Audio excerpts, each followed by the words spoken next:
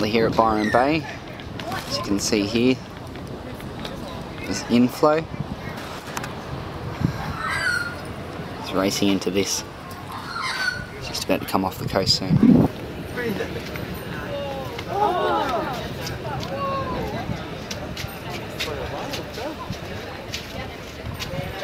People here whale watching, I'm here storm watching. That was nice. Just overhead.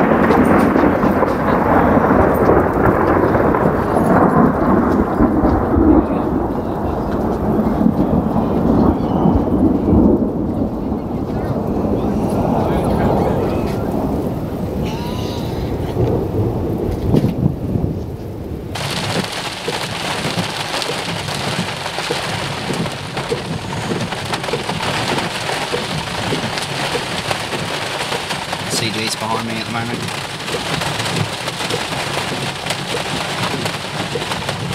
Cell is actually just over Byron now, so hopefully when it moves offshore we'll have a better view of some lightning.